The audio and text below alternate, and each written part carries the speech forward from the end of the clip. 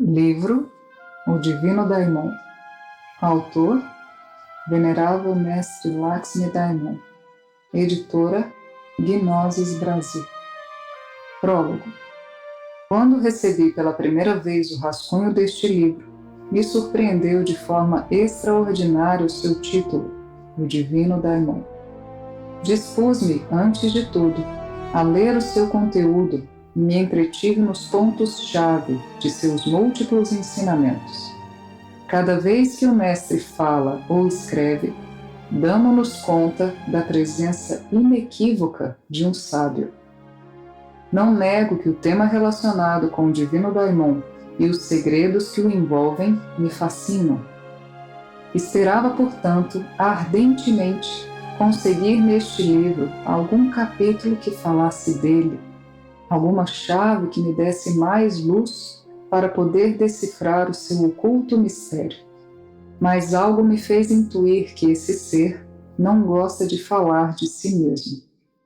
Enquanto lia o seu conteúdo, imaginava o seu autor, o Divino Daimon, tal como realmente é, um anjo de incomparável beleza, de cabelos dourados e ondulados, de rosto grego, de tez canela clara, de olhos profundos como o oceano, manifestando ao seu redor uma paz tão grande como a imensidão, por meio de distintos aromas de flores e mirra.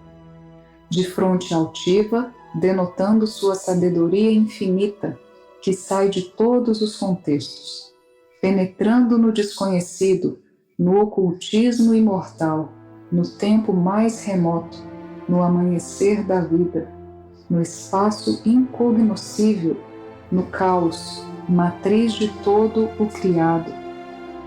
Os raios deslumbrantes que saem de sua fronte, à semelhança de relâmpagos acesos, recordam-nos os chifres do famoso Moisés, que a Michelangelo esculpiu com tanto acerto e claridade, e a quem suas virtudes lhe permitiram vê-lo tal como é, para mostrá-lo de forma crua e tangível aos olhos da carne. Conta a história que Michelangelo escolheu pessoalmente a pedra de mármore com a qual esculpiria a estátua do Moisés, e o dia em que esse bloco chegou a Roma, vindo das minas de Carrara, na vizinha Florença, correu para vê-la, e quando estava perto dela, gritou para os que estavam presentes. Abre aspas. Aqui está Moisés. Acaso não podem vê-lo? Está vivo. Só tenho que retirá-lo da dura rocha. Fecha aspas. Logo após haver esculpido a estátua com magistral destreza e observando impávido nela a esse personagem em uma forma quase real, sem poder conter seu estupor de artista, arremessou-lhe um martelo que caiu aos seus pés, lhe fraturando um dedo, ao mesmo tempo em que exclamava, abre aspas, por que não falas? Fecha aspas. Quando os religiosos da época viram os chifres na fronte da estátua, indignaram-se, mas o escultor soube lhes explicar que se tratava de raios de luz e sabedoria, e não chifres comuns, salvando-se assim da heresia. Obviamente, esse gênio clarividente, que foi uma encarnação do mesmo mestre Samael, viu na estátua que estava esculpindo as características próprias do Divino Daimon, quem dirigiu esse mesmo trabalho até a sua completa conclusão.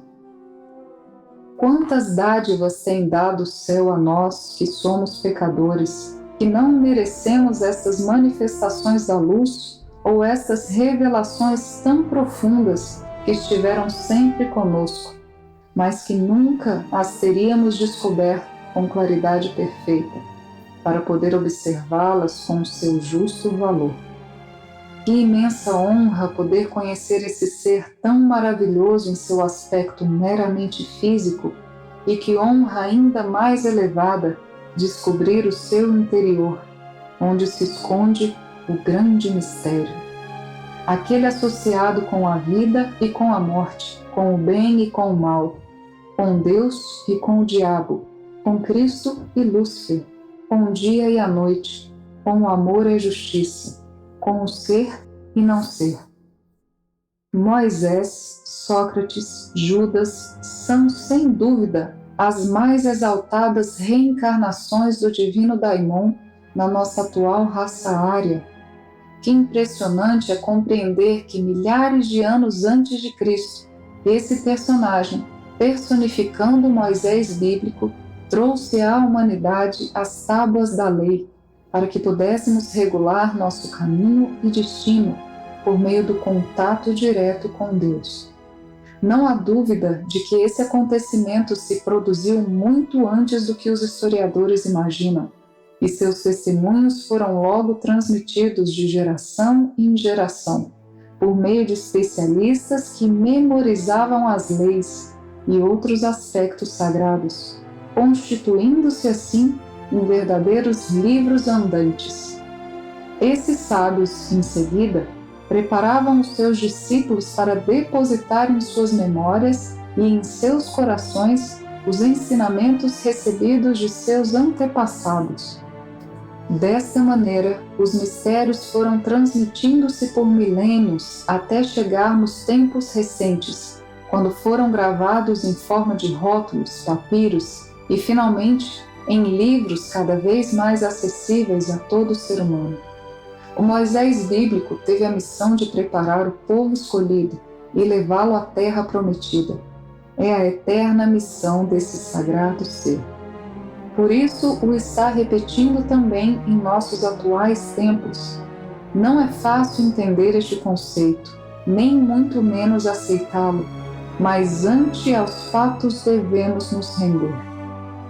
Que impressionante é saber que, há uns 3.000 anos, o famoso filósofo Sócrates, abre parênteses, que não necessita apresentação alguma, já que todos escutaram falar do mesmo, fecha parênteses, preferia, antes que educar seus discípulos nas aulas de escolas convencionais, ir a praças e aos mercados, onde concorriam as massas, os humildes, os ricos, os nobres e os plebeus, para falar dos seus conhecimentos adquiridos através da experiência pessoal e a ensinar de uma forma prática e simples as chaves para o despertar da consciência. Quando os religiosos da época quiseram submetê-lo e obrigá-lo a seguir pelo caminho que eles pregavam, segundo sua maneira de ver a vida, retrucava-lhes que ele não seguia conselhos ou direções de nenhum humano, só fazia caso à voz do silêncio, só escutava ao Daimon, quem lhe falava desde seu coração, utilizando a voz do silêncio. Por causa dessa falta de respeito para com as autoridades dessa época, foi condenado à morte e obrigado a beber a cicuta para pôr fim à sua existência, que representava uma ofensa para os cânones da vida naqueles tempos. Que incrível é para nós recordar o que se fala na Bíblia sobre esse grande mestre misterioso chamado Judas. Era o tesoureiro do Cristo, dizem as Sagradas Escrituras. Mas tesoureiro de quê? Por acaso Cristo manejava grandes riquezas, tendo que nomear um tesoureiro para administrá-lo? Ele era o tesoureiro dos segredos ocultos do esoterismo de todos os tempos. Quem possuía as chaves para ter acesso aos cofres que contêm os tesouros da espiritualidade. E por isso Jesus, o grande Kabir, dizia em seus diálogos, referindo-se aos demais discípulos, abre aspas, a eles não lhes é permitido saber estas coisas das quais te falo, em compensação, a ti sim, fecha aspas. Esse personagem chamado Judas, no fundo, era uma parte do próprio Cristo, é a luz que sai da luz. Mas ao tesoureiro lhe correspondia uma missão fatal, que seguramente jamais quisera executar. Mas só ele podia fazer nesse cru drama, porque representava ao Lúcifer, ao tesoureiro que lhe correspondeu entregar o Cristo, por 30 moedas de prata, representando o que faz comumente a humanidade que trai o Cristo por meio do desejo passional nos diferentes atos de fornicação que pratica. 30 representa o número 3, o Cristo. A prata é o elemento relacionado com a lua e, portanto, com as paixões humanas e a fornicação.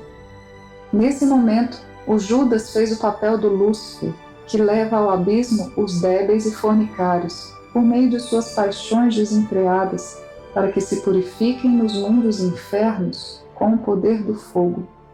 Mas também é importante aclarar que Judas, a paixão, enforcou-se depois de entregar o Cristo, indicando e ensinando a necessidade de matar em nós ao Judas traidor e passional, para dar passagem ao outro personagem que segue, apresentando o drama a partir desse momento.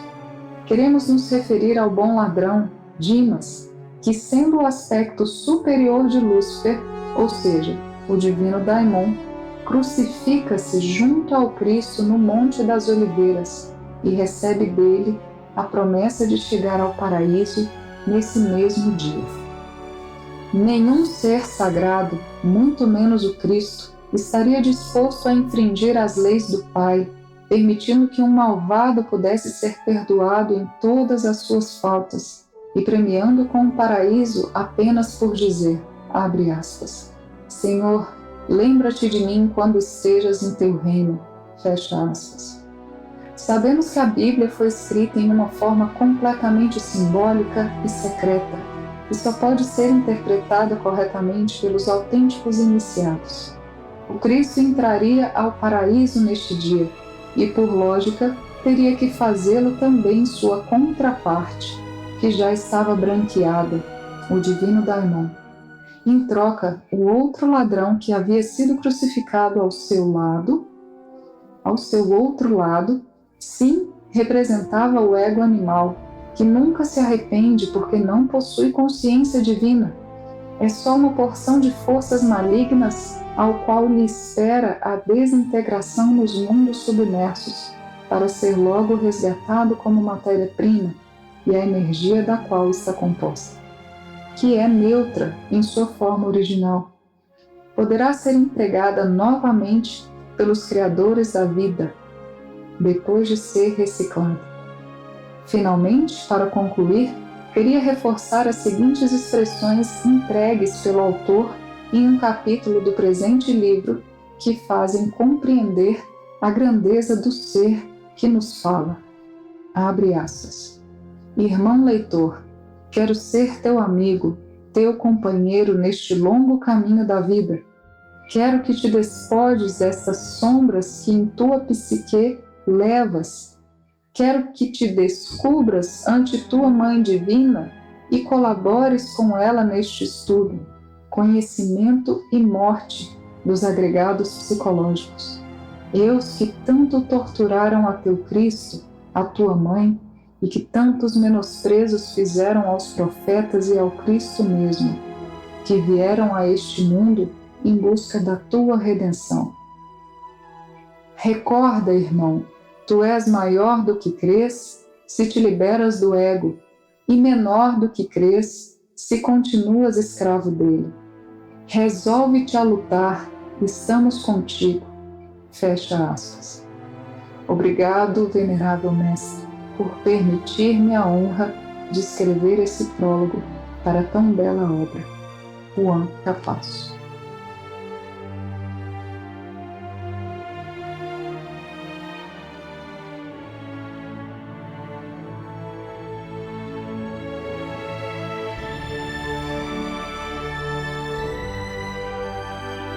A apresentação. Terminamos de escrever esta obra intitulada O Divino Daimon, com um fervente anelo que nossos leitores compreendam em suas páginas a necessidade que há de selecionar um povo que se fará presente num grande êxodo bíblico, projetando assim uma nova raça que se encarregará de seguir conduzindo a espécie humana em outras oitavas, na futura grande raça Coradi. O divino Daimon, conhecedor de todos os processos que a espécie humana teve que passar, em oitavas altas e oitavas baixas, em busca de uma seleção onde cada pessoa se encarregará de seu próprio melhoramento, fazendo carne e sangue aqueles desideratos divinos e cumprindo com as leis de Deus. Não é do nosso interesse apresentar-nos ante o mundo com projetos, com novas doutrinas, fazendo paralelismo de nenhuma espécie com as grandes religiões que existiram e que em seu interior praticaram os princípios eternos e os valores conscientivos do ser. Nosso propósito é dizer a esta humanidade que aqueles valores eternos do espírito e da religião estão vivos, latentes na consciência profunda de todos os seres humanos, e que é o momento mais adequado para fazer uma revalorização de todos esses princípios do espírito em toda pessoa que aspire à sua própria redenção. Venerável Mestre Lakshmi Daimon.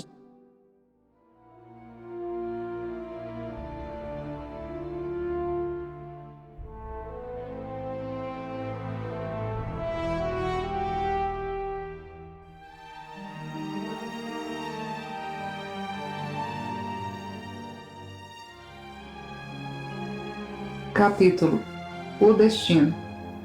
Neste capítulo trataremos alguns aspectos sobre o que é o destino e a lei do destino.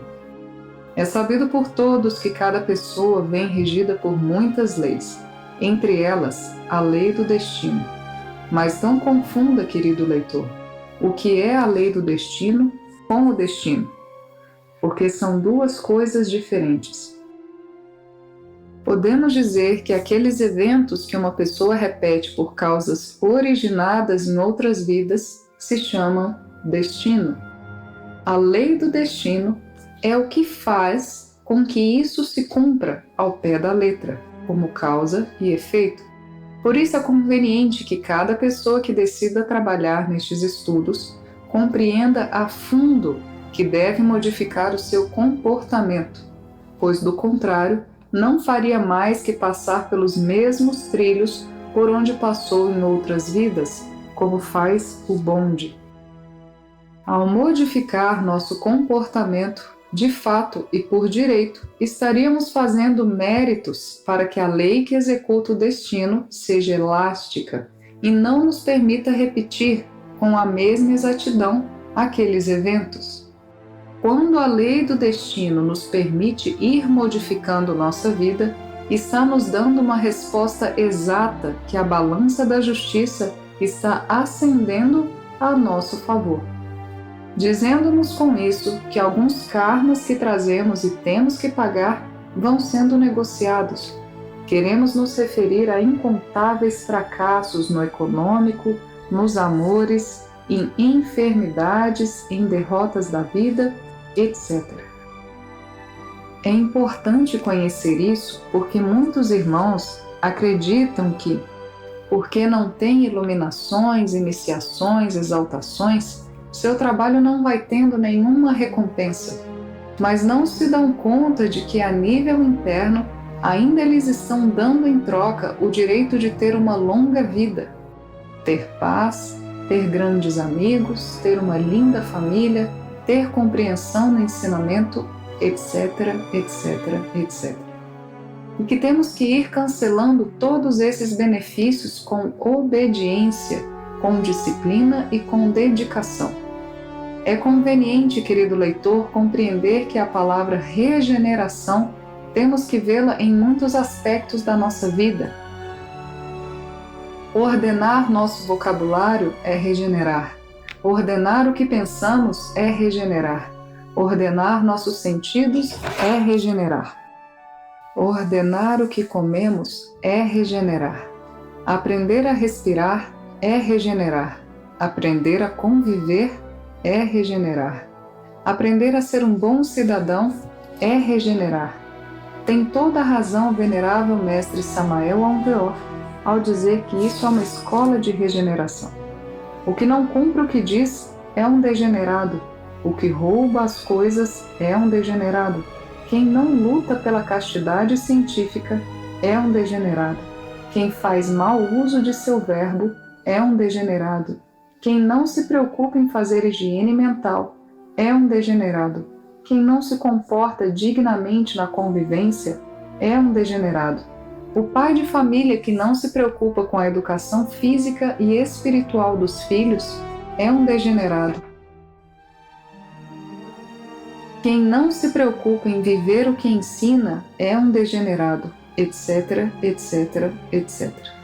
Todos esses pontos nos mostram às claras a terrível necessidade que temos, os estudantes da Gnosis, de fazer uma mudança radical em nossas vidas, como base de um trabalho sério que estamos empreendendo e que há de nos converter em uns autênticos discípulos da Venerável Loja Branca. Como tu entendes, querido leitor, para fazer a iniciação, a pessoa tem que se dedicar a fazer a vontade do Pai em suas obras, mas se não mudou essa velha estrutura psicológica e emocional que traz, estará submetido a essa lei mecânica do destino, a qual lhe impediria de abrir passo no meio de tantas circunstâncias da vida, e ficaria submetido àquilo que a maioria das pessoas diz, abre aspas, eu quero fazer minha obra, mas não posso porque me impedem a família, o trabalho, a saúde, os compromissos, a economia, etc, etc, etc. Fecha aspas.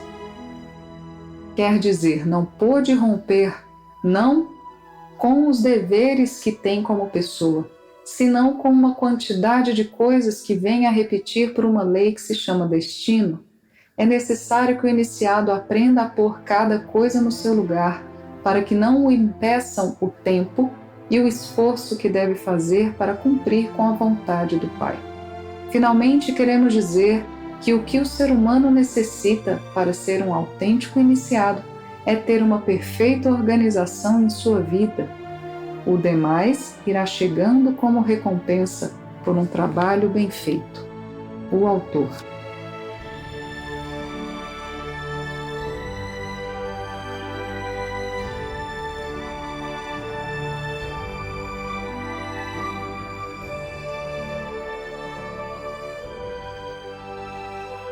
Capítulo: A convivência.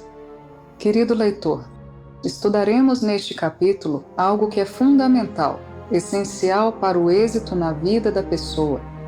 Na época atual, é mais que impossível que uma pessoa possa viver alheia ou à parte da convivência com as demais pessoas. Qualquer um pode dizer que vai viver em um lugar onde ninguém tenha que ver com sua vida, onde ninguém o contradiga. Quer dizer, deixar de compartilhar com outros sua vida e seu tempo, pois isso não seria tão difícil. O único que essa pessoa conseguiria seria fechar totalmente as portas do êxito e, por fim, as portas que hão de conduzi-lo à sua iniciação e à sua autorrealização. Ensinado está pelo venerável mestre Samael Aun Weor que na convivência, queiramos ou não queiramos, descobrimos-nos ante essa grande realidade, quer dizer, não poderíamos manter escondidos esses elementos infra-humanos que se chamam eus. Nisto, da convivência, a pessoa que verdadeiramente aspira e morrer em si mesmo, a despertar e fazer sua iniciação, tem que se dar conta que as pessoas que lhe rodeiam são os instrumentos que nos vão prestar uma inestimável ajuda para nos autodescobrir. A experiência nos tem dito que cada um de nós tem em sua psique áreas muito escuras, as quais têm diferentes características, como, por exemplo, eus que gostam de negociar, e eles procuram pessoas que gostam de negociar, para estabelecer suas conversas muito peculiares e sonhar aos montes com isso.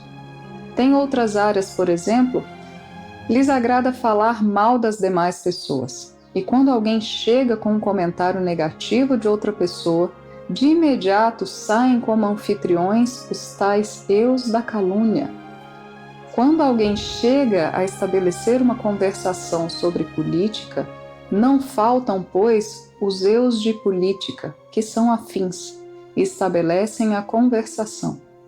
Quando alguém chega a nos falar sobre ensinamentos forâneos, mestres que ensinam a voar, que dão poderes, etc., afloram na pessoa esses naturais eus borboleteadores e se estabelece esse profundo sono, falando belezas de algo que desconhecem. Quando uma dama se aproxima da casa da vizinha para falar mal dos homens ou de seu esposo, na outra dama afloram, pois, eus afins com isso, formando-se uma tertúlia, por certo não muito agradável, algo terrivelmente diabólico, insalubre. Quando na convivência uma pessoa se esquece de si mesma, resulta sendo fantoche ou marionete manejado pela legião de eus-diabos de outras pessoas. Quer dizer, não tem critério próprio de si mesmo, não é dono de si mesmo. É conveniente, querido leitor, que tu compreendas que na maioria das pessoas existem milhares de amizades que não são amizades com sinceridade, com amor, com respeito. Quer dizer, com consciência. São amizades que o nosso ego faz com outras pessoas porque são afins em seus costumes, em seus comportamentos, ou seja, na forma de ser.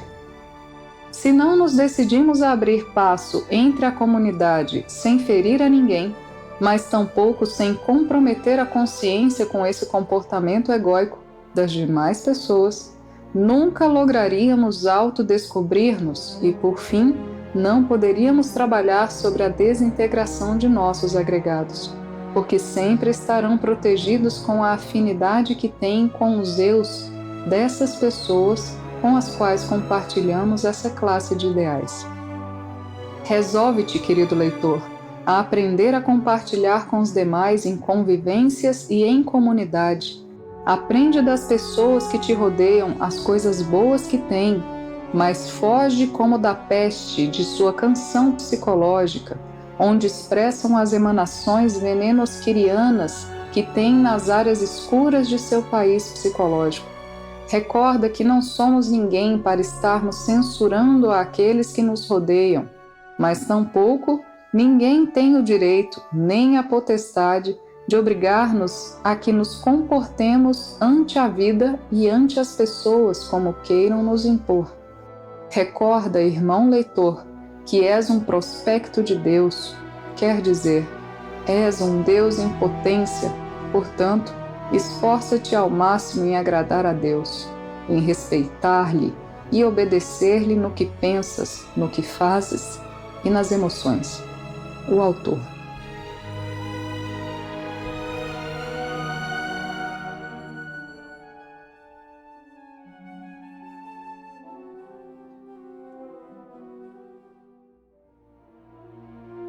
Capítulo: A viagem pelo caminho da vida. Todo estudante de esoterismo crístico sabe que a vida celular tridimensional que temos hoje não é mais que a continuidade de outras vidas que anteriormente tivemos. Claro que dessas coisas rirão os sabichões que censuram sem causa e sem conhecimento a lei da reencarnação ou retorno. Lei essa que nos explica até a saciedade a realidade do porquê existe tanta desigualdade nos seres humanos, em riqueza, em pobreza, em enfermidades, em saúde, etc, etc, etc. Esse longo caminho da vida o começamos há milhares de anos ou séculos, desde o momento em que o ser humano desobedeceu a esse grande Criador que se chama Deus. Por fim, extraviou-se do caminho. Foi por outros que o conduziram a ser um perdido, violador das leis dos homens, das leis naturais e, lógico, da lei de Deus. Cada vez que Deus buscou a regeneração humana, enviou a centenas e milhares de profetas, sábios mestres para mostrar o caminho à humanidade. Desgraçadamente, a humanidade não quis ver com os olhos da alma que o caminho por onde vai é equivocado. Nem sequer quis compreender que existe um decálogo, mandamentos de Deus entregues por Moisés, para que se cumpram, e assim regressar ao real caminho. Isso tem muitas razões. A primeira e principal é a ignorância. A segunda é que, através da história, existiram religiosos dando uma de iluminados, interpretando as sagradas escrituras ao seu capricho e conduzindo essa humanidade pelo despenhadeiro no qual eles andam, quer dizer, cegos guiando cegos. O terceiro aspecto é que as massas humanas são manejadas por forças terrivelmente infernais e por conduta gregária. A pessoa faz o que vê as massas fazendo, se gritam, grita. Se agridem, agride. Se choram, chora. Se cantam, canta. Não há pessoas que sejam donas de si mesmas, com critérios próprios e lógicas próprias. O quarto aspecto é que, como o ser humano tem dentro de sua psique uma legião de elementos, como dizíamos em capítulos anteriores, que são afins com a legião das massas, não é capaz de separar essa legião de sua psique para que esta não o obrigue a fazer o que vê fazer. Por isso é importante, querido leitor, se verdadeiramente estás disposto a fazer um trabalho espiritual bem estruturado que te resolvas a imitar somente as obras magistrais que têm feito aqueles homens e mulheres que abriram passo na vida para cumprir a lei de Deus e livrar-se das algemas e correntes que lhes põe o mundo através da sociedade e dos sistemas.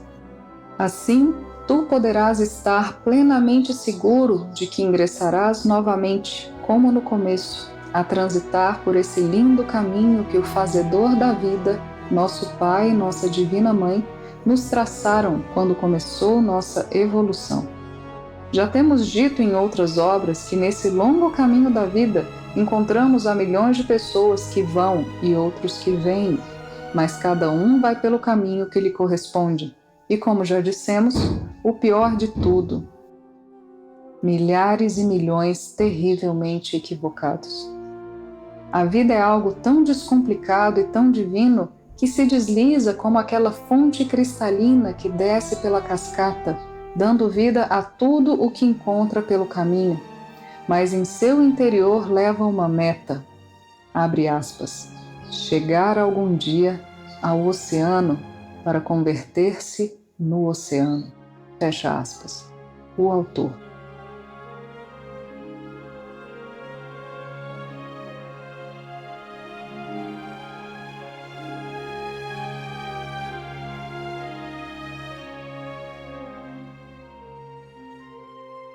Capítulo: O homem e a sociedade. O denominativo homem se dá a quem assume uma responsabilidade, seja com a vida, seja com Deus ou seja com a sociedade. Desde logo, aqui estamos incluindo a mulher, que também decide assumir essa responsabilidade. Essa sociedade composta por milhares e milhões de pessoas tem organizações, tem leis, tem sistemas que foram necessários se estabelecerem, sim, para poder funcionar.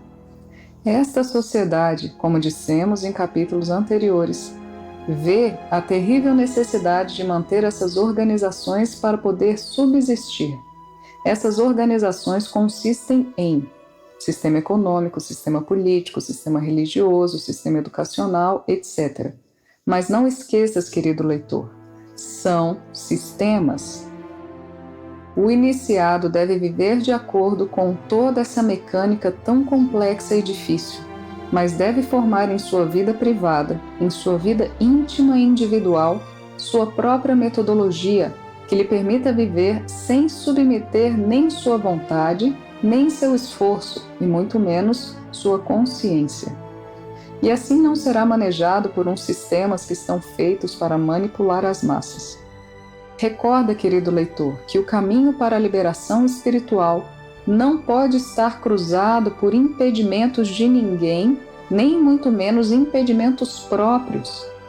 Há que caminhar por esse sendero com sumo cuidado, sem que nada nem ninguém suspeite que a pessoa está abrindo passo em direção a um trabalho de tanta transcendência, disciplina e responsabilidade, cumprindo-se assim aquilo pode-se estar em tudo e não ser vítima de nada.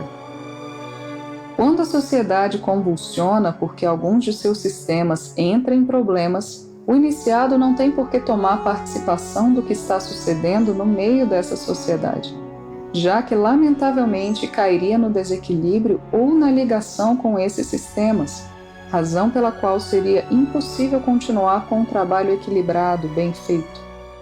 É apenas razoável que, enquanto vivamos nessa sociedade, tenhamos que sofrer as inclemências muito humanas e muito sociais.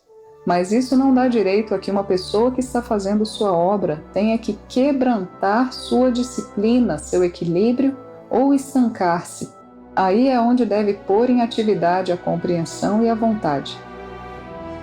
Recordemos que nesses casos, todo aquele que se confunde, pode ser uma pessoa ou as massas, segue avançando até o lado contrário, ou seja, em uma descendente, e a pessoa que está fazendo a obra deverá continuar pela ascendente, quer dizer, levando a um final feliz todo o ordenamento de um trabalho que está fazendo conscientemente. Lógico está que este trabalho tem que estar sustentado e cimentado nos 7 aspectos que mantêm em equilíbrio a criação. Estamos nos referindo aos sistemas e aos mundos, e por fim, a nosso mundo planetário. Primeiro fundamento: estar bem estruturado em um lar, quer dizer, com seu par, seja varão ou seja uma dama, onde todos os ataques que lhe faça o mundo os encontrem trabalhando com essa pedra cabeça de ângulo. Segundo fundamento: ter um corpo físico que lhe responda em todas as exigências da vontade, da compreensão e da disciplina que deve ter. Terceiro fundamento: que desde esse refúgio, o lar, possa corresponder a Deus e à sociedade com amor e com compreensão, sem perder seu ponto de vista, que é lograr sua meta. Quarto fundamento: criar eventos de otimismo, de dinamismo, de segurança em si mesmo, para não sucumbir ante as derrotas que o mundo ponha à sociedade e a si mesmo. Quinto fundamento: ser capaz de manter-se em seu lugar sem perder a compostura emocional, mental e psicológica, nem muito menos ir cometer o grave erro de utilizar a violência em palavras ou em atos, por medo ou por insegurança, contra quem o queira amedrontar.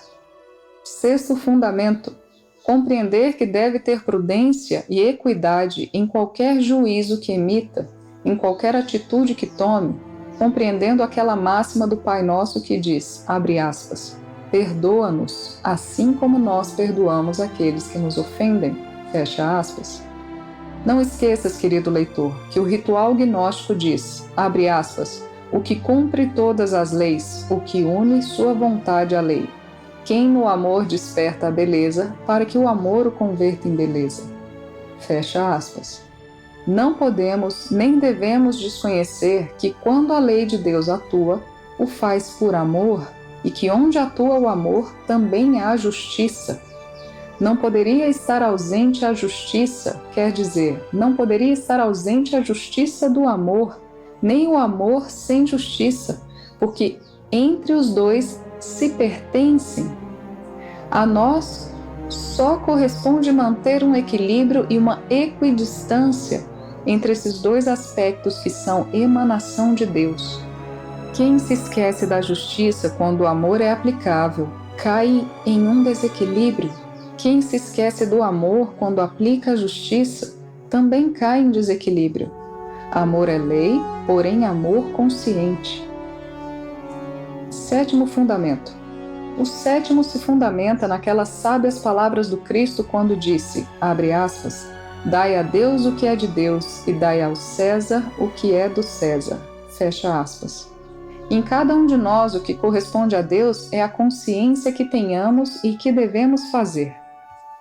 O que corresponde a esse mundo descomposto em que vivemos e em que andamos, como é o ego e todas as nossas debilidades, apegos, fantasias, falácias, correspondem a isso que é o mortal, o perecedouro, o maia, o daqui da terra. Como disse o Senhor, abre aspas, não podemos servir a dois senhores, fecha aspas. Por estas tantas razões, devemos dizer que, com justa razão, o ritual de iniciação gnóstica diz, abre aspas, o gnóstico deve levar uma vida obscura e contemplativa, longe do amor mundano e de tudo aquilo que tenha um brilho enganoso, fecha aspas. Não esqueças, querido leitor, que quando o iniciado por indisciplina, por insegurança, por debilidades, cai na lei da nivelação e comete os erros que vê os demais cometendo, liga seu karma com o karma do mundo e com o karma dessa sociedade que o nivela, perdendo assim a oportunidade de poder se liberar, porque essa ligação de karma o leva a ser dirigido por monstruosas forças diabólicas que a cada dia o mergulham mais em estados muito baixos de ser. Queremos anotar em nosso presente capítulo que a vida de um iniciado ou iniciada deve estar composta por 4 pilares fundamentais que são: primeiro, uma boa castidade; segundo, muito boa compreensão; terceiro, muito amor à sabedoria e à doutrina; quarto, uma vontade de aço que lhe permita esgrimi-la frente a todos os eventos nos quais se sinta desfalecer. É necessário que o iniciado imediatamente se dê a tarefa de viver esse momento, esse instante, para que a luz do ser vá impregnando a consciência que vai tendo de momento a momento e o vá convertendo em um estudante sério, responsável, capaz de comportar-se dignamente frente aos aplausos, às lisonjas ou frente aos insultos ou vitupérios, compreendendo que qualquer dessas coisas correspondem ao mundo das formas e que mais além do mundo das formas está o ser. O trabalho gnóstico que uma pessoa se propõe a realizar tem muitíssimas áreas adentro de sua mente, de sua psique, em suas emoções e em seus sentimentos, mas também tem muitas áreas na parte externa, como são a ajuda que devemos prestar a quem necessite e o exemplo que devemos dar a quem nos rodeia, assim como também o amor que devemos expressar às pessoas quando lhes prestamos um serviço, dando-lhes a entender que para nós elas são muito importantes e que nós anelamos muito que também triunfem espiritual e fisicamente. A educação justa que podemos dar a uma pessoa como professores de uma escola de regeneração espiritual e humana é esforçando-nos em ensinar o justo, o que lhes vai servir, com uma linguagem simples, compreensível, descomplicada, tal como é a nossa doutrina gnóstica. Espero que essas linhas que tens lido te deem mais luz no caminho para que nos ajude a ajudar. O autor.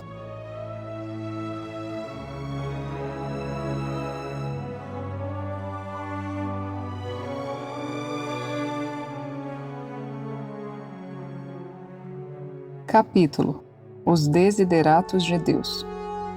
Querido leitor, tudo o que nos sucede na vida tem uma razão de ser. Nada se sucede por casualidade. Tudo tem seu assento em uma lei que se chama causa e efeito. Quando há uma ação boa, positiva em nossa vida, isso tem a ver com os desideratos divinos e não como dizem as pessoas por aí. Abre aspas. É que estive com sorte, com azar, ou por A, por B, por C, passou-me tal coisa. Fecha aspas. Quando aprendemos a comportar-nos como verdadeiros filhos de Deus, os desideratos de Deus se fazem presentes em nossas vidas, dando-nos saúde, alimentos, abrigo, amigos, quer dizer, o que as pessoas chamam estar com sorte. Mas é necessário compreender que muitas coisas que nos passam também são desideratos de Deus, para que aprendamos a fazer uma diferenciação de fundo entre o que nos sobra e o que nos falta em nossa vida. Às vezes nos sobra bem-aventurança, mas nos falta compreensão, falta paciência. Em ocasiões talvez tenhamos compreensão e um pouco de paciência, mas nos falta conhecer mais a fundo o corpo de doutrina. Não esqueças, querido leitor, que a máxima esotérica diz que na derrota também se ganha e no triunfo também se perde. Pode acontecer que nos acostumemos unicamente a ter triunfos, e o dia em que as coisas não nos saem bem, a isso chamamos derrota ou chamamos perda. Pode ser que uma pessoa se acostume a viver na dor, no sofrimento e na amargura, e por fim, culpa a Deus ou as pessoas do que lhe acontece, sem compreender que a dor ensina quando queremos aprender dela. A dor nos chama à reflexão. A dor nos prepara para que, quando chegue a felicidade, tenhamos a razão para fazer uma plena diferenciação. Não esqueçamos que a dor e a felicidade não são mais que as duas caras de uma mesma moeda. As pessoas buscam a felicidade no dinheiro, no mundo, sem compreender que essa felicidade que ali encontram pertence à dualidade da mente, o que gosta, o que não gosta, o branco e o negro, os amigos e os inimigos, o bonito e o feio, etc, etc, etc. Quer dizer, são coisas puramente tridimensionais. A autêntica felicidade se encontra nos aspectos derivados do ser, que cada um consiga ir encarnando. Isso é eterno, é imperecível. Vale mais, em um momento de angústia, de desespero, de depressão, prosternarmos ante Deus e pedir-lhe de todo o coração que nos encha com seu amor e com sua graça aqueles espaços vazios que temos em nosso coração, porque devido a isso é que sentimos vazio, solidão, pena e dor. Ali prosternados ou deitados em posição de decúbito dorsal, cheios de uma grande intenção de regeneração, vontade e arrependimento, pronunciamos o mantra Om por 20 vezes e logo dizemos: Alma minha, peço-te, suplico-te que me enchas de fortaleza, de amor e de paz. E prosternada ante meu Pai bem-amado, ante minha Mãe Devi Kundalini, peças por mim, para que em meu coração reine a alegria, reine a abundância e a felicidade. Pela força e pela graça do Sacratíssimo Espírito Santo, pela luz e o amor de meu Senhor o Cristo, e pela misericórdia das divinas, das divindades. Ajuda-me, ajuda-me, ajuda-me. Logo, oramos 3 Pai Nossos, cheios de fé, esperança e amor. Indiscutivelmente, essa prática nos levará a ser uma pessoa fervente, empreendedora, segura de si, capaz de sair vitoriosa de todos os embates da vida. Os desideratos de Deus se fazem presentes em nós, premiando-nos ou castigando-nos, ensinando-nos a compreender. De nós depende que façamos uma fiel interpretação e que por nossas mentes nunca vá passar a falsa ideia de que são karmas que não se podem pagar ou que são castigos injustos. Não esqueças, querido leitor, a máxima que diz: não há mal que por bem não venha. Os desideratos de Deus estarão presentes em nossa vida para fazer-nos compreender o que temos de sobra e o que nos falta. Quero referir-me a esses elementos infra-humanos que se chamam eus, que os temos de sobra, e esses valores conscientivos da alma que devemos encarnar. O autor.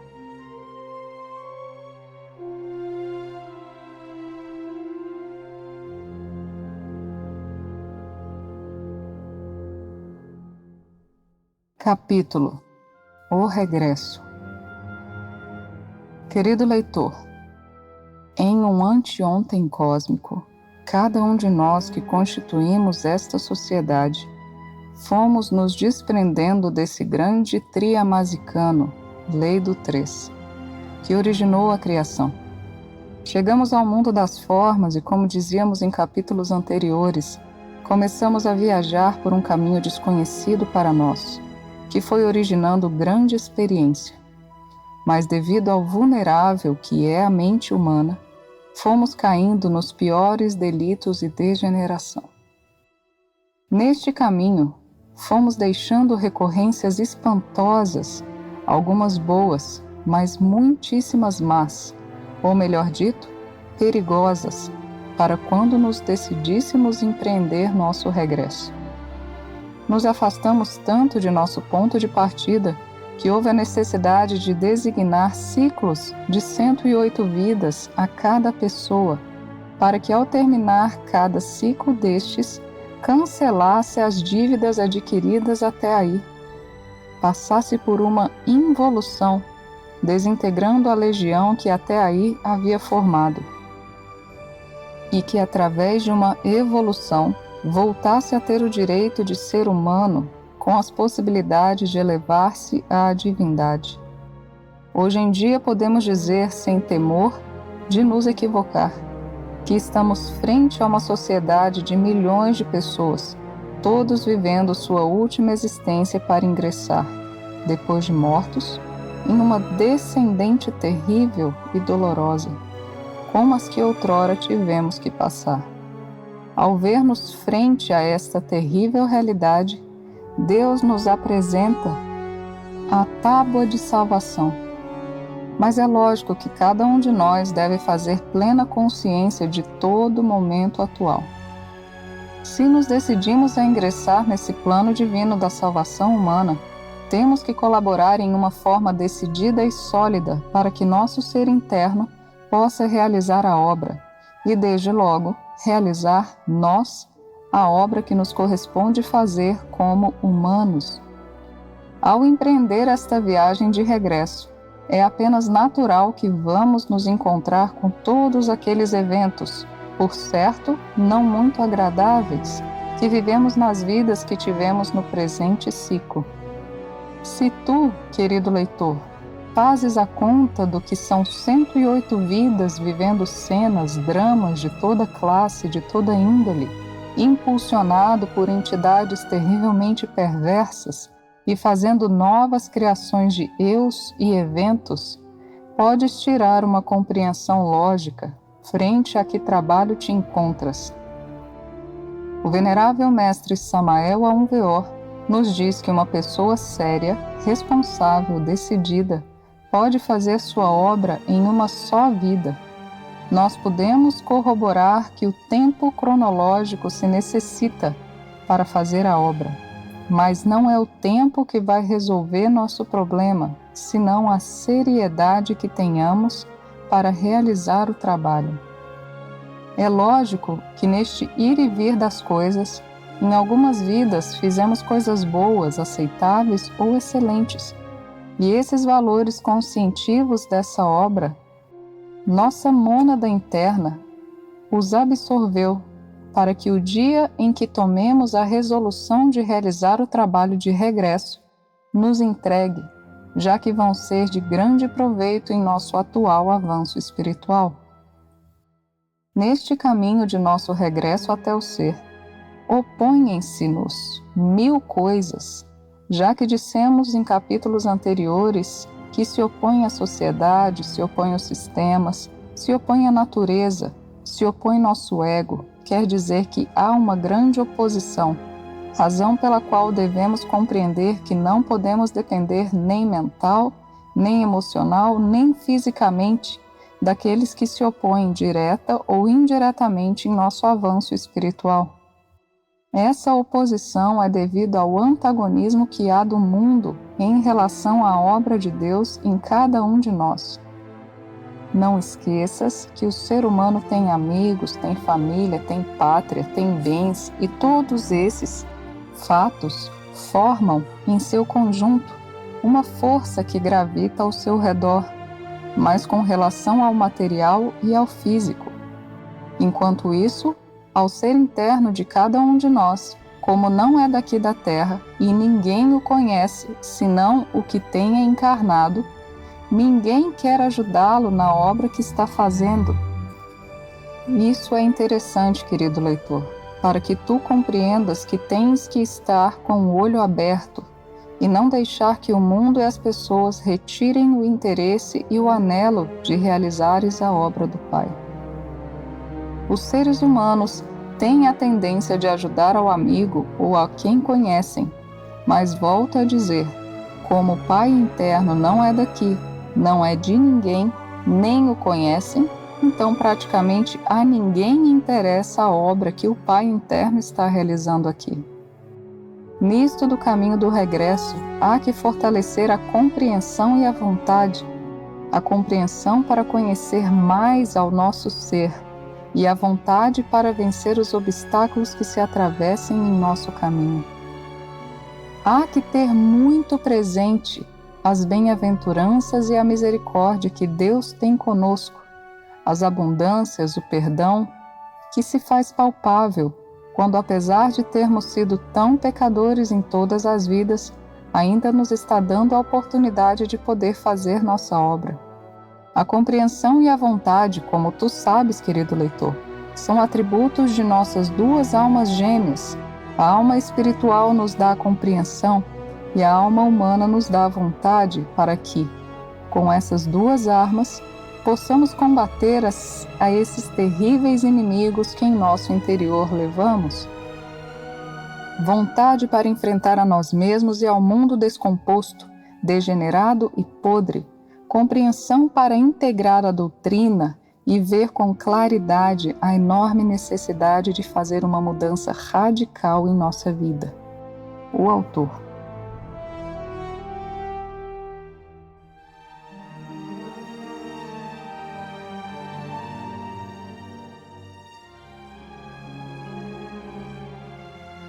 Capítulo: Dinâmica mental.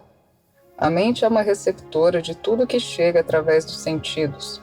Ela recebe, metaboliza e o emite através de ondas.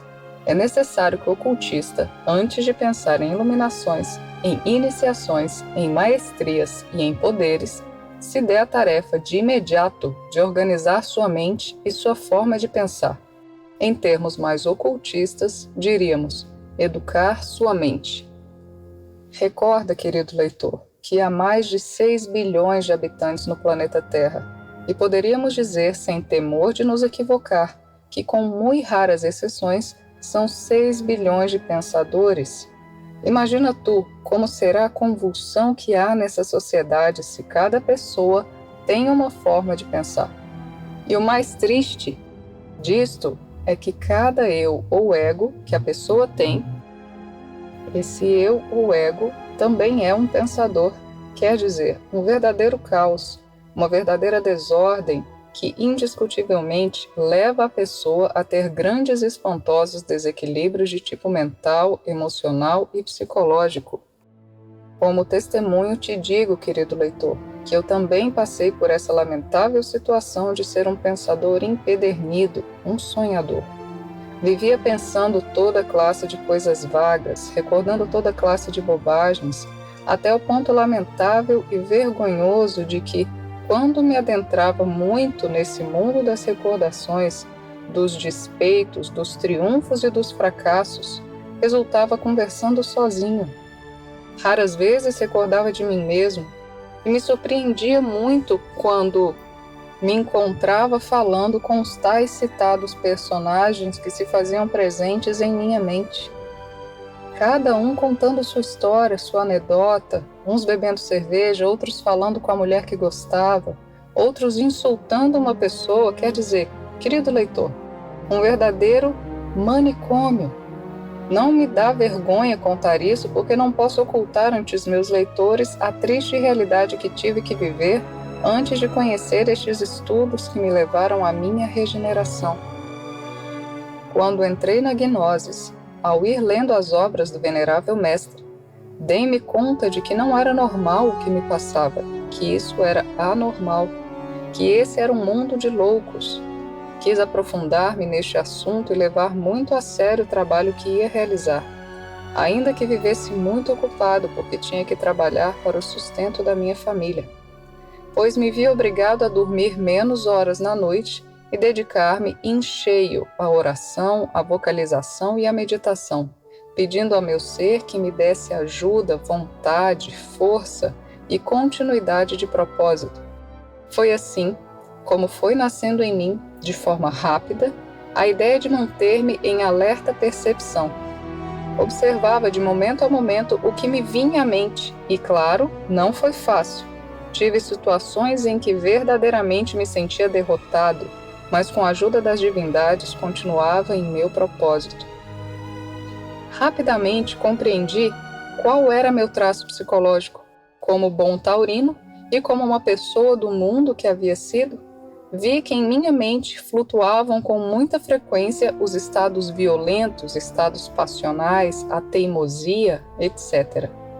Razão pela qual intuía que devia acentuar minha atenção nesses aspectos, e, por lógica, em toda a legião que de momento a momento me atacava terrivelmente. Recordo que nessa época comprei um espelho pequeno que carregava no bolso, e a cada instante ia onde ninguém estivesse me vendo, tirava meu espelho e me olhava fixamente na cara, e fazia uma prática que o mestre Samael dá no livro Introdução à Gnoses, onde o discípulo, olhando fixamente a cara no espelho, deve dizer a si, abre aspas, alma minha, tu deves encher-te de fortaleza, tu deves vencer meu guardião do umbral, tu deves vencer minha mente, etc. Fecha aspas. Também praticava diariamente aquele ensinamento que o venerável mestre Samael nos ensina e que diz, abre aspas, mente terrena, tu és minha escrava, eu sou teu senhor, até a consumação dos séculos. Fecha aspas. Realizava todas essas práticas com a firme intenção de vencer a mim mesmo, dominar a mim mesmo. Assim foi que, quando me lançaram à prova do guardião do umbral, coube-me passá-la no físico. Uma noite muito fria, com chuva e tempestades elétricas, encontrando-me sozinho em uma paragem do campo, apresentou-se aquele personagem milenar, como disse o mestre, emitindo grasnidos, alaridos horripilantes. Não nego que senti um medo terrível, mas devo afirmar que em nenhum momento pensei em sair correndo. Simplesmente disse a mim mesmo, não me lançarei contra ele, mas não vou correr-lhe um passo, vou morrer onde estou. E com um pequeno facão de trabalho que tinha, tomei-o em minha mão, e com as palavras que me saíram nesse instante, disse, abre aspas, estou com Deus, e nada nem ninguém poderá me causar dano. O Cristo é meu refúgio, com ele estou. Fecha aspas. Recordo que não foram mais as palavras que pude pronunciar, e esse evento passou. Também recordo com muita claridade e com plena lucidez que uma noite me vi em um campo, à beira de um rio que conhecia.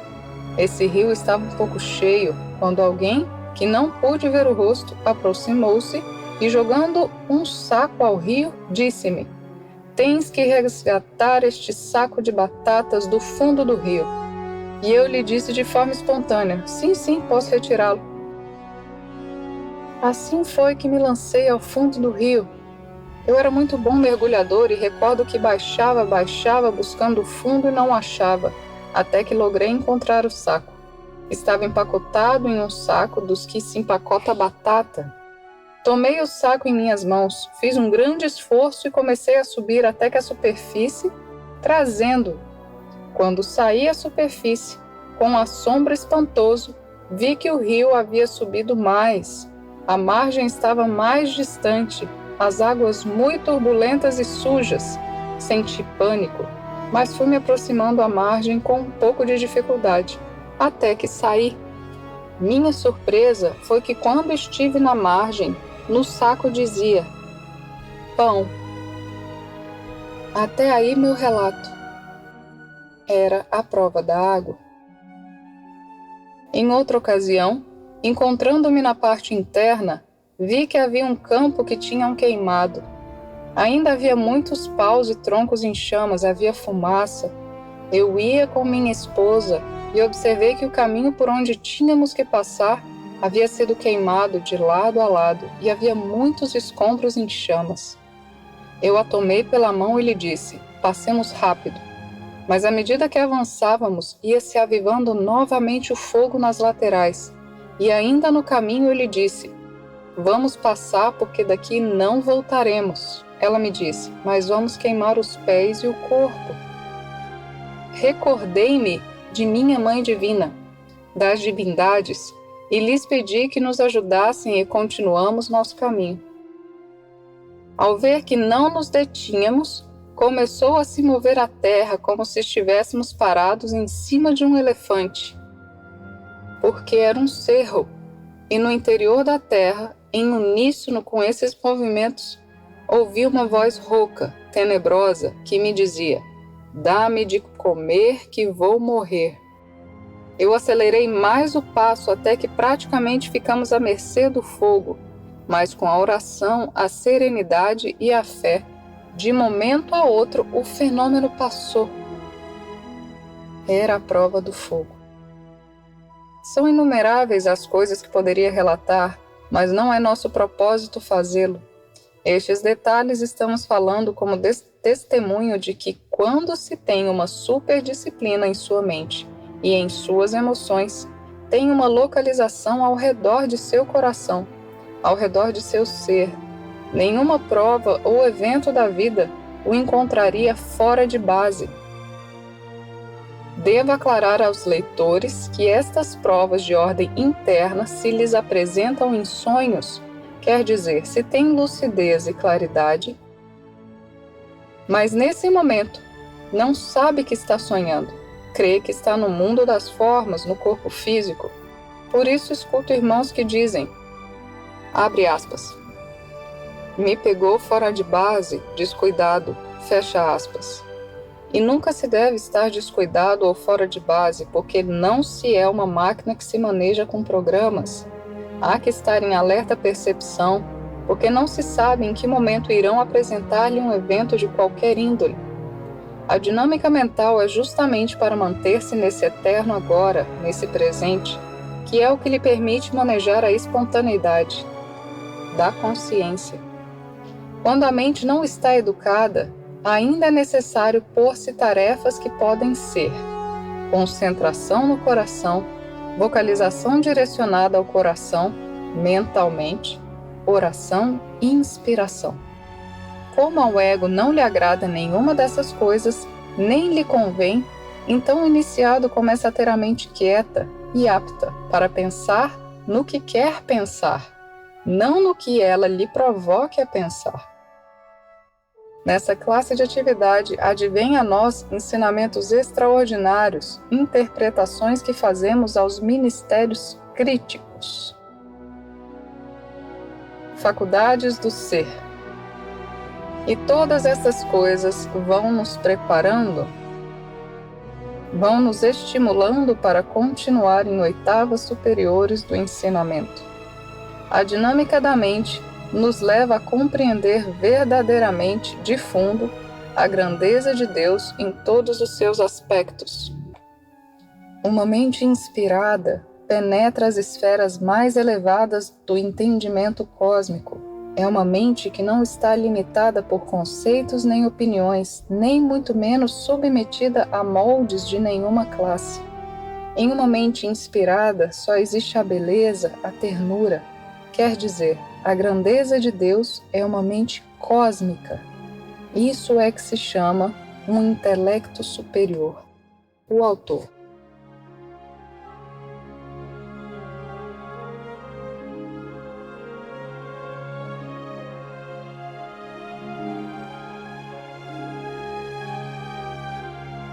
Capítulo: Estudo, conhecimento e compreensão do ego. É necessário que o estudante gnóstico se dê a tarefa, se verdadeiramente aspira à sua autorrealização, de estudar, indagar e compreender o ego. A palavra estudo nos define algo que se deve aprender. Em algumas ocasiões, se quer compreender um agregado sem havê-lo estudado previamente. O venerável mestre Samael Aunveor nos dá milhares de práticas sobre este assunto, ensinamentos verdadeiramente de ouro, mas é necessário que os estudantes da gnoses nos demos a tarefa de estudar onde está o problema. Por vezes, dá tanta dor ver os irmãos enredados em problemas que em realidade não valem a pena. Querido leitor, tu me entenderás. Alguma vez haverá sentido isso que se chama pena ou vergonha alheia? Quer dizer, quando se sente pena das bobagens ou enganos que outra pessoa comete. Como é possível que em uma comunidade ou em um santuário os irmãos vivam brigando uns contra os outros?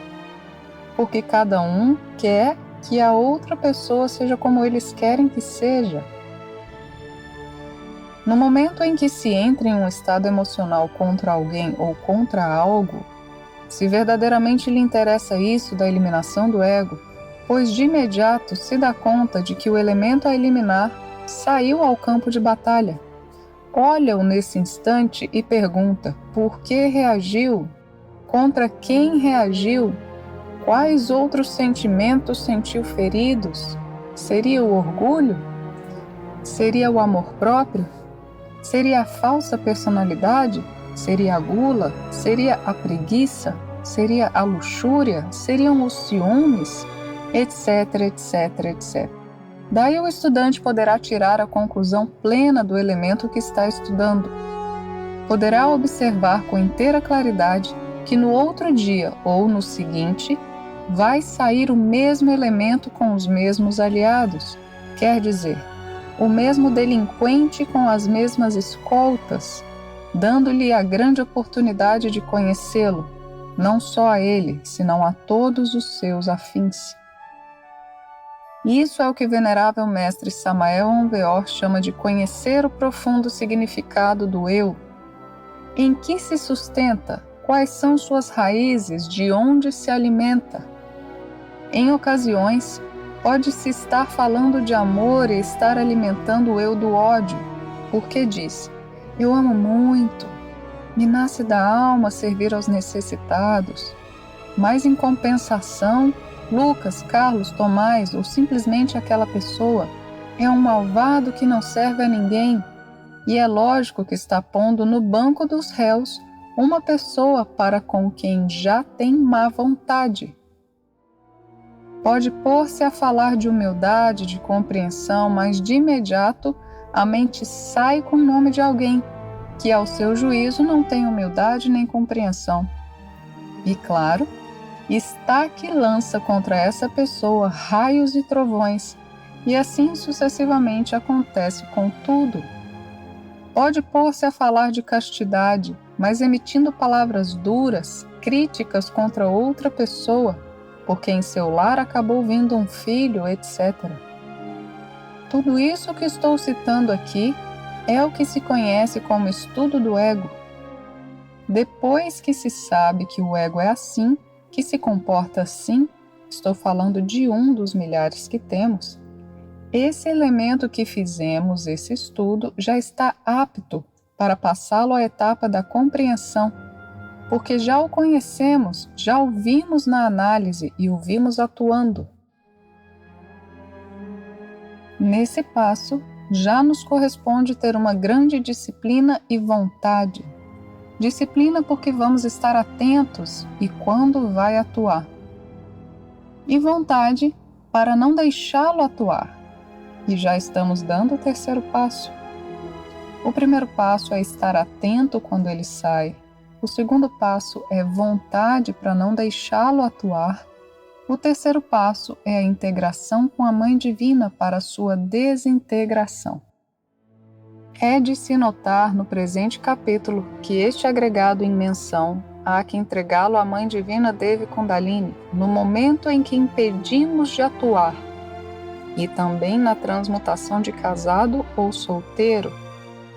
Recorda, querido leitor, que o ego atua em todos os corpos de pecado, na mente, como já dissemos, como um pensamento. No astral, atua como uma personagem realizando suas malfeitorias, igual que na Terra. No vital, absorvendo energia vital, e no físico, cometendo seus erros muito peculiares. Portanto, não podemos pensar que o ego é uma personagem individual que vamos localizar e matar como se fosse uma pessoa. Há que utilizar a consciência, a oração e a vontade, para que, integrados todos esses aspectos, colaboremos estreitamente com a Mãe Divina Devi Kundalini no trabalho que devemos realizar. Devo dizer-te, querido leitor, que é importantíssimo que tu compreendas o que aqui estamos dizendo.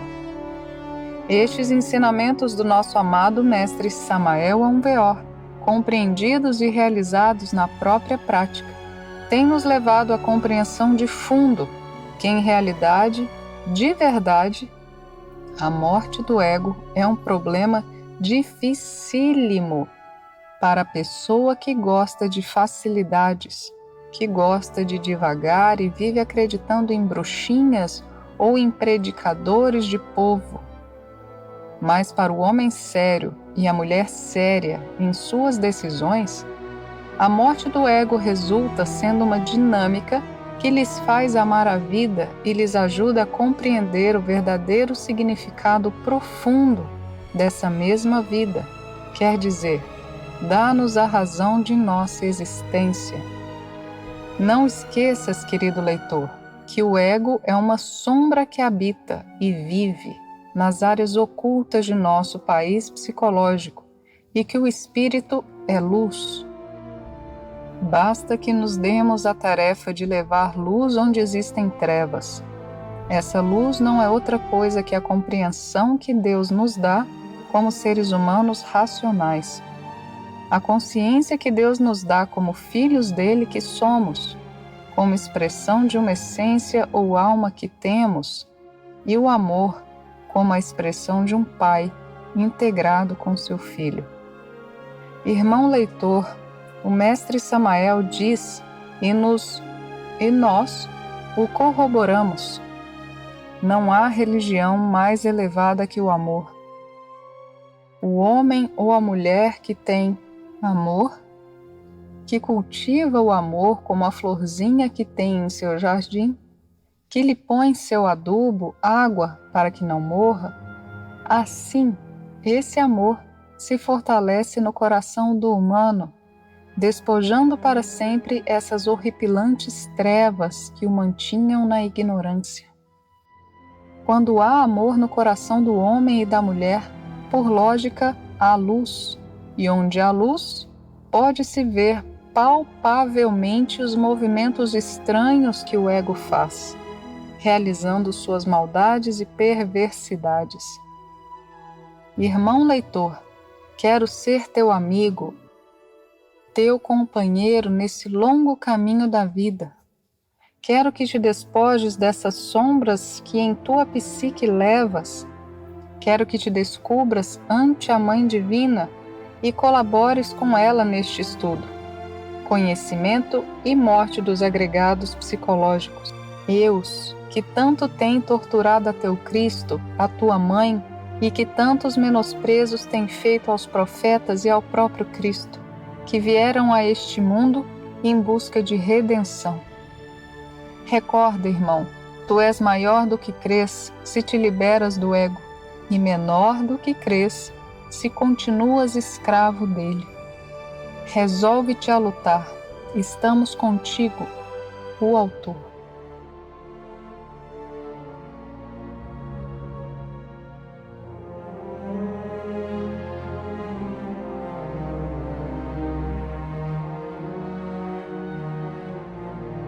Capítulo: As águas da vida. Como é sabido por todos, a água é símbolo de vida e, por fim, de Deus. Daqui podemos deduzir porque o Cristo disse: Eu sou a verdade, o caminho e a vida. A verdade é o Pai, a vida é a Mãe e o caminho é o Filho.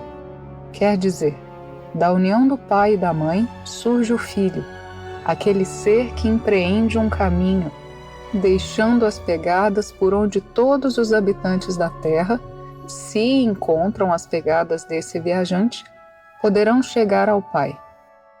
Dizem as Sagradas Escrituras que no começo a Terra era informe, coberta de água e trevas, e que o Espírito de Deus se movia nessas águas. Deus disse: faça-se a luz, e a luz foi feita. Podes compreender, querido leitor, que essa mãe já existia, porque eram as águas? E nessas águas se movia Deus. Deus Pai, exercendo a palavra, disse: faça-se a luz, e a luz foi feita. Quer dizer, a palavra do Pai gestou o ventre dessa mãe, que eram as águas, e dali emergiu a luz, que é o Cristo. E o Pai viu que a luz era boa, e continuou a criação. Estamos nos referindo à criação do homem, fazendo nele essa organização de seus elementos e de suas diferentes criações, as quais, posteriormente, vão testemunhar que o homem também é Deus, como a imagem e semelhança dele, quem o criou. Os entendidos nos mistérios crísticos entenderão o que aqui quero dizer. Aqui entendemos o porquê da vida em todas as suas expressões. As plantas, os animais, os homens, os mundos, os sistemas e as galáxias emergiram das águas como símbolo de vida, símbolo de Deus Mãe. Compreendemos também que antes de existir o homem, existia a mulher, aquela mulher mãe, esse ventre sagrado, esse ventre imaculado que todas as vezes serviu para que nele se gestasse Deus e se gestassem homens. Talvez alguns religiosos ignorantes rasguem suas vestiduras pelo que aqui estou dizendo, mas o afirmo porque eu sei, afirmo porque conheço a origem. Essas águas da vida que naquele anteontem cósmico deram origem, como já disse, às plantas, aos animais, aos homens, aos mundos, aos sistemas e às galáxias, essas águas puras, limpas, continuam dispondo-se a fazer grandes criações dentro dos organismos dos homens e mulheres castos, capazes de renunciar às porcarias deste mundo e dispondo-se, como a ave fênix, a ressuscitar dentre suas próprias cinzas e converter-se em homens e mulheres solares, cheios de luz, cheios de amor e capazes de legar sua vida pelo triunfo do Cristo aqui na Terra. Essa geração que se formará na era de Aquário e na sexta grande raça de nosso planeta, aquela estirpe solar de culturas serpentinas e réplica das que já existiram em nossa terra, que recordarão como lendas arrepiantes as histórias desta humanidade decadente e degenerada.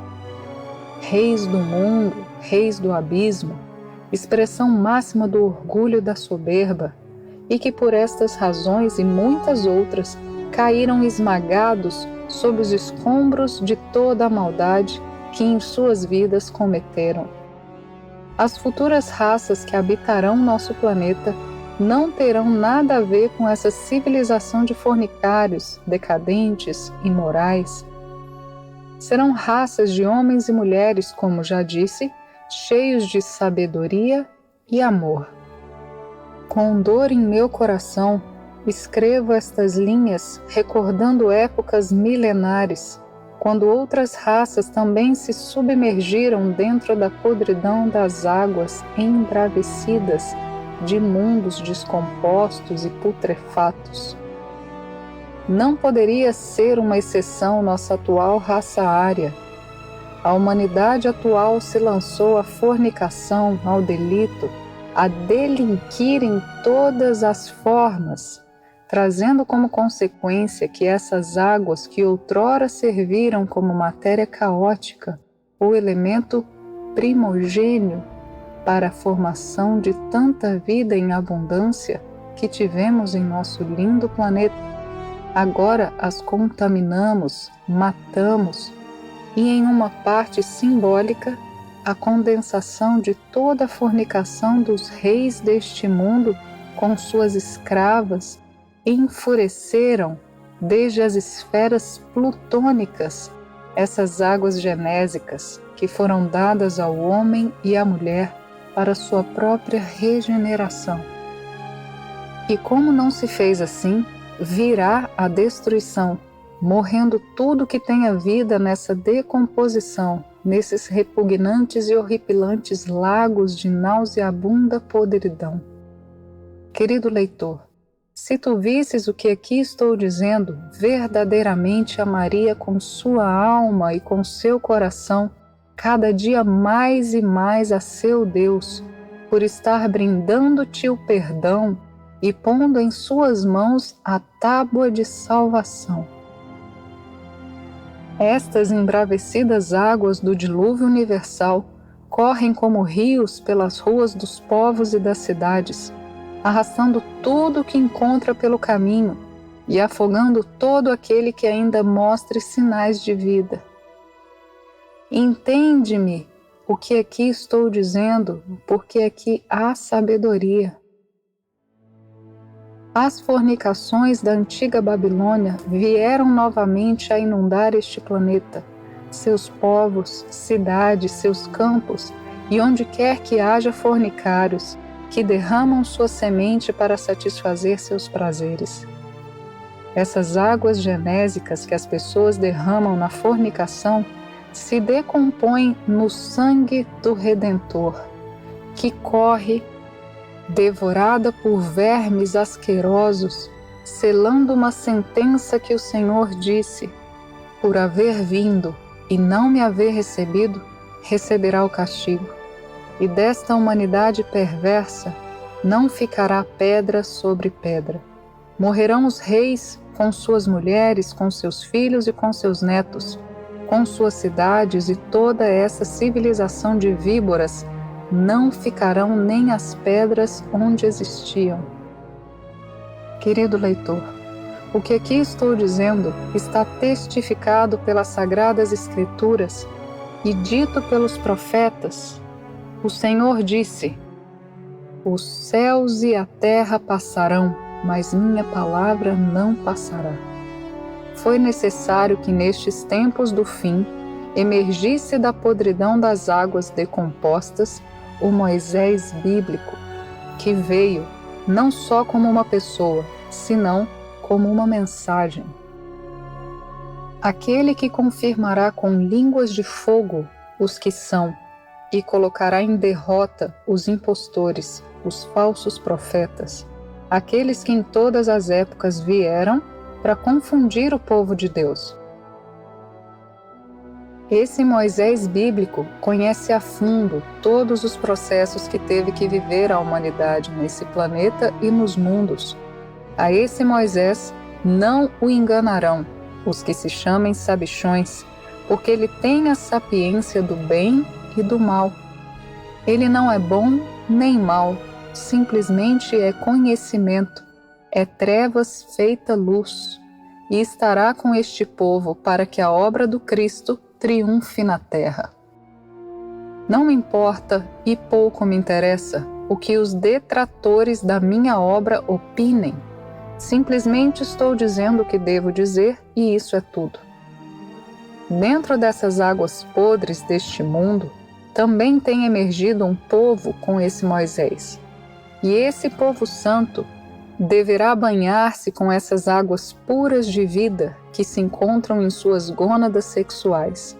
E já limpo da maldade de seu pecado original, convertido em verdadeiras pessoas humanas, dispor-se-á a acompanhar o Cristo em sua via crucis, rumo ao Gólgota, disposto a morrer definitivamente para o mundo e nascer em uma nova vida espiritual com o direito solene de dizer: Pai, perdoa-os, porque não sabem o que fazem, e em tuas mãos encomendo meu espírito, porque não somos ninguém para condenar a quem não pensa como nós.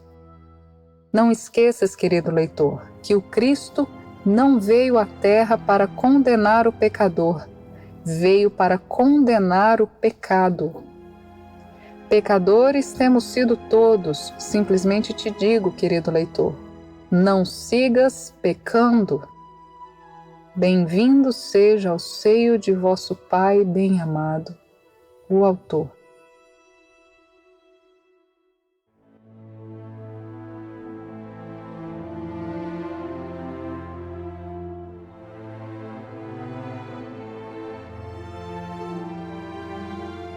Capítulo: O Êxodo.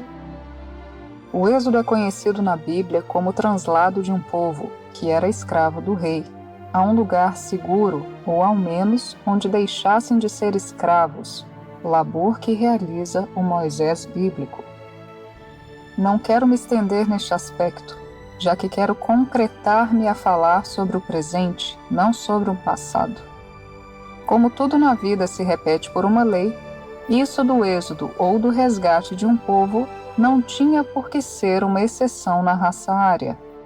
Como queira que se avizinha um acontecimento catastrófico, todo mundo já sabe, onde se moverão os eixos da Terra pela aproximação de Hercólobos. Isso originará movimentos telúricos espantosos, horrorosos, maremotos, terremotos e, como já dissemos, os eixos da Terra mudarão sua localização, ficando a linha equatorial onde é a linha meridional e vice-versa. Antes deste acontecimento, se sucederá a Terceira Guerra Mundial, coisa que há anos já estamos vivendo em grande parte. Guerra e rumores de guerra por todos os lados, pestes e enfermidades de todo tipo, alterações do clima, aquecimento do planeta, as águas secando no planeta Terra, a camada de ozônio em decomposição, as famílias se desintegrando, a fome aparecendo nos 4 pontos cardeais, o desemprego aumentando de uma forma vertiginosa, ameaçadora, pessoas correndo de cá para lá e de lá para cá, os mandatários do mundo fazendo planos e mais planos para resolver problemas, e o povo convulsionando pior a cada dia, a prostituição aumentando em forma alarmante, a infância desamparada e com fome, lançando-se à delinquência e à prostituição. Os países do mundo cada dia com mais insegurança, a globalização tentando melhorar a vida dos ricos e piorando a vida dos pobres, a classe média desaparecendo e a sociedade mostrando cada dia mais a incapacidade para seguir conduzindo a si mesma em um mundo verdadeiramente descomposto. A agricultura produzindo menos a cada dia, a não ser que se produzam alimentos transgênicos, adulterados em sua cadeia genética, e expondo o ser humano a uma verdadeira catástrofe na alimentação. Os bovinos e as aves sendo presas de enfermidades mortais e ameaçando também a vida humana. Os campos desolados porque não há quem os queira trabalhar. O campesino sem ter as garantias para trabalhar. Os conflitos de ordem pública por falta de políticas agrárias que assegurem ao campesino preço e distribuição. A educação que as crianças recebem não tem incluídos em seus programas nenhuma classe de formação que os capacite para que mais tarde se convertam em um produtor. Os programas da rádio e da televisão estão levando violência aos lares, instruindo as crianças em guerras, em terrorismo e em prostituição. Os inventos indiscriminados da tecnologia estão levando o ser humano a incapacitar-se mais no desenvolvimento de seus próprios recursos interiores. A proliferação de químicos está matando a vitalidade do subsolo. As terríveis contaminações estão chegando às águas, partindo das grandes metrópoles até os povos das cordilheiras, sem contar as chuvas ácidas que diariamente se produzem e, como já dissemos, a falta de cuidado com o campesino, a desnutrição, ou seja, uma desorganização total própria de um mundo descomposto. Eu creio, querido leitor, que estes poucos pontos que no presente capítulo estou expondo sejam mais que suficientes para que tu ou qualquer leitor se dê conta plenamente que se em um tempo não distante não houver um êxodo, não ficaria uma semente humana para formar uma nova progênie humana em nosso afligido planeta. É necessário que os estudantes sérios do esoterismo crístico deem-se a tarefa de preparar seu corpo, sua mente e sua psique para empreender esta tarefa séria e responsável que nos há de conduzir ao êxodo. Primeiro de tudo, há que compreender as razões pelas quais é necessário uma preparação especial. Seria injusto e irracional que um estudante gnóstico sério pensasse que irá ser resgatado em um êxodo bíblico com uma mente desordenada, com uma vida indisciplinada, com um comportamento inadequado. É de vital importância que o gnóstico se dê a tarefa de ser dono, de manejar seus próprios elementos, terra, água, ar e fogo, que constituem nosso corpo. É necessário, como já disse em capítulos anteriores, que façamos estudos científicos e profundos do ego, ademais de compreendê-lo e trabalhá-lo para sua desintegração. É necessário que nos demos a tarefa de trabalhar diariamente nas técnicas da meditação, da oração, da contemplação, para que nosso corpo se impregne de momento em momento da harmonia de Deus, da harmonia da vida, da harmonia do amor e da harmonia da paz.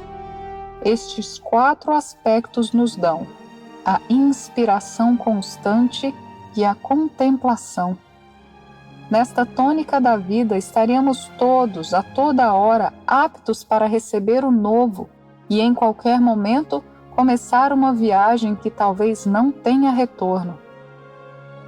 Recorda, querido leitor, que muito próximo de ti, de mim e dos que nos rodeiam, há seres superiores, prontos para atuar em qualquer momento quando seja necessário. E se nesse momento não estamos aptos, ficaremos ou seremos excluídos desse plano divino. Estou falando a essa consciência de quem está lendo-me, e espero que as palavras que vêm de meu ser sejam interpretadas por seu ser e por sua consciência, para que não perca mais tempo com programas, conversações e lendas que não são mais que passatempos para nos distrair, para não nos deixar viver um instante e despertar ante esta grande realidade. Os que vão realizar o êxodo já estão preparados, prontos.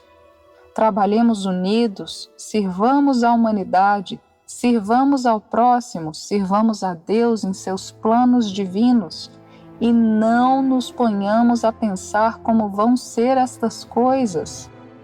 Deixemos que sejam os deuses santos os que saibam a que hora e como vão atuar. Irmão de minha alma, prepara-te para que nos acompanhes neste imenso labor que há que realizar.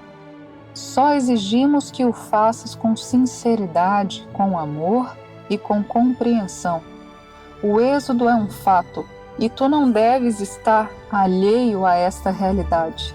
Tudo está pronto, só precisamos que tu, querido leitor, prepares-te para dar o grande salto. Que a paz mais profunda reine em teu coração. O autor.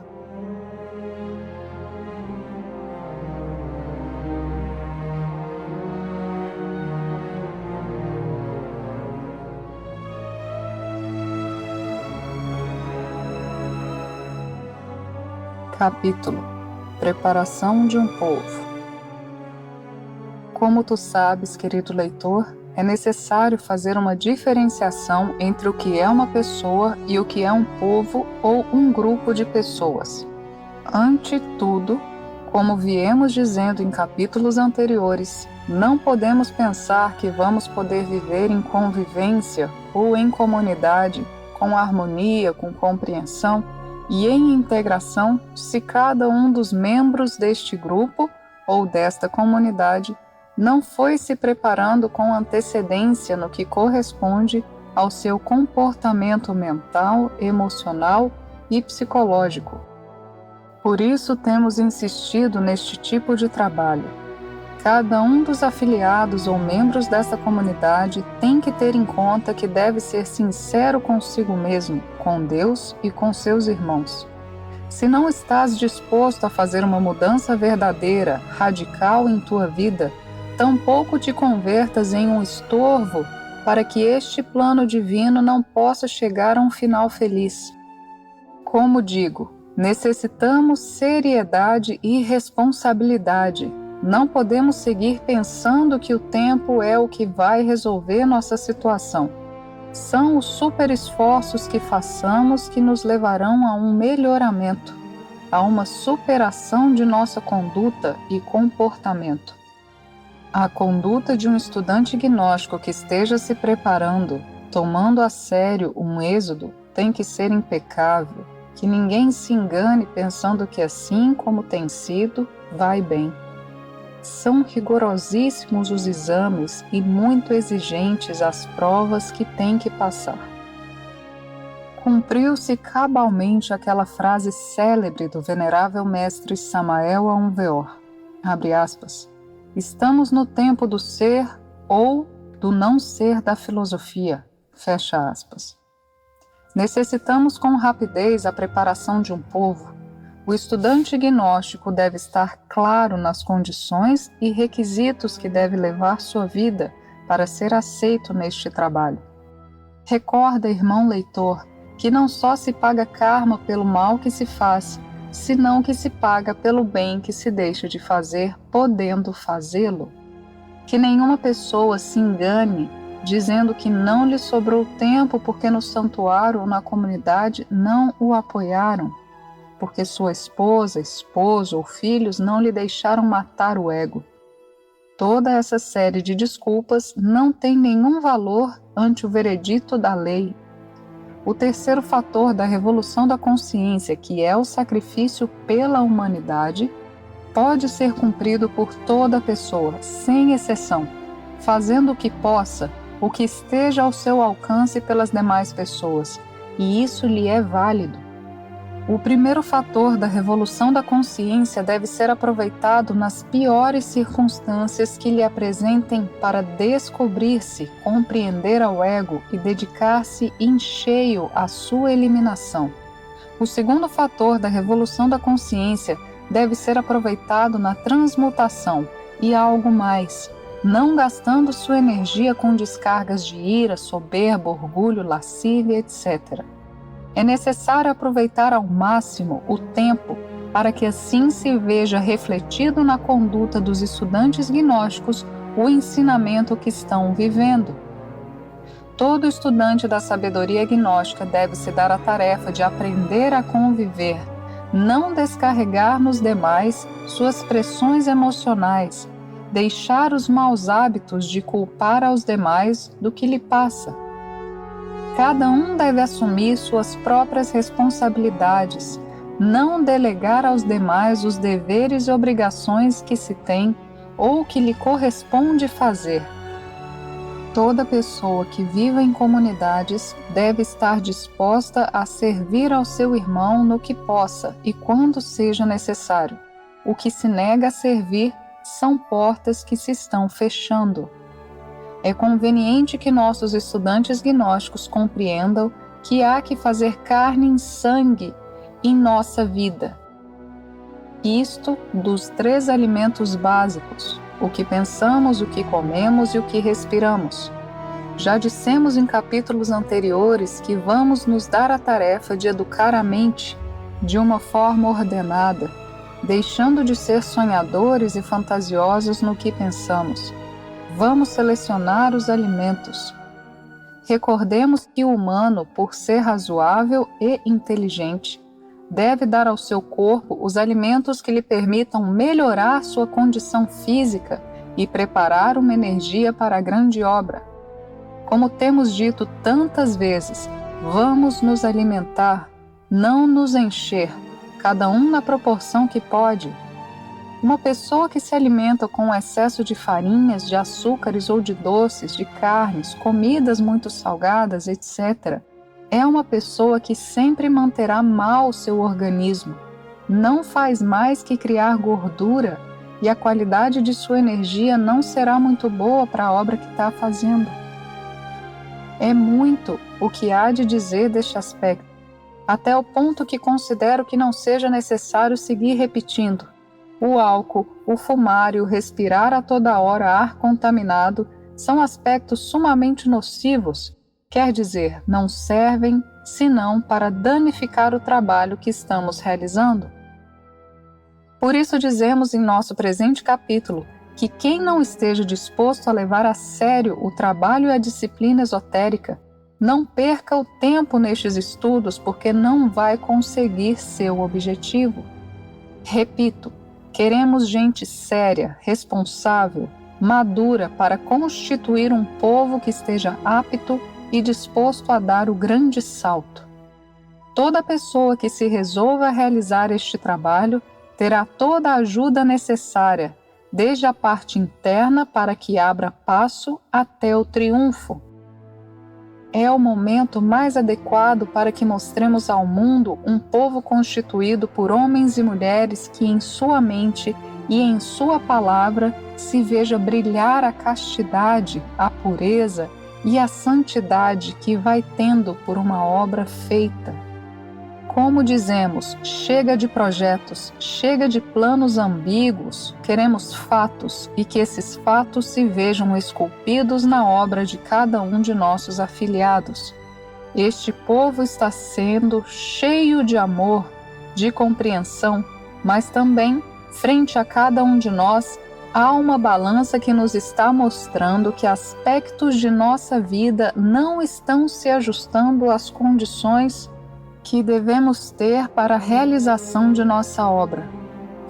É necessário que todos e cada um de nossos afiliados se dediquem a dar o máximo rendimento que possam, para que vão tendo um nível de ser que se ajuste às necessidades que deve ter em relação aos níveis do ser.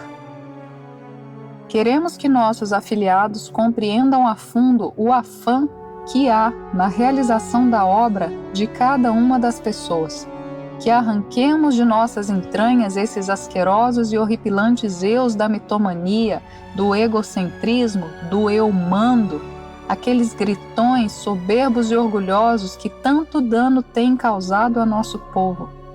Queremos ver um povo nobre, dedicado verdadeiramente a crescer espiritualmente, disposto a eliminar até a sombra de sua falsa personalidade.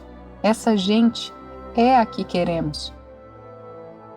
Queremos que, se um diretivo de qualquer nível desse a tarefa de ensinar a seu povo, guiar a seu povo com retidão, com amor, com justiça, sem excessos, para que o povo veja nele o reflexo da obra que está realizando, e queremos ver no povo almas sedentas de sabedoria, de conhecimento, gente obediente que faça o que lhe corresponde e que não espere que a instituição e seus diretivos resolvam os problemas que a pessoa deve resolver. Essa classe de povo é a que necessitamos, é o que queremos ter em nossas filas, para poder dizer à venerável loja branca, abre aspas, aqui está o resultado dos super esforços realizados por nosso Senhor através de seus enviados, fecha aspas. Que a paz mais profunda reine no coração desta humanidade. O autor.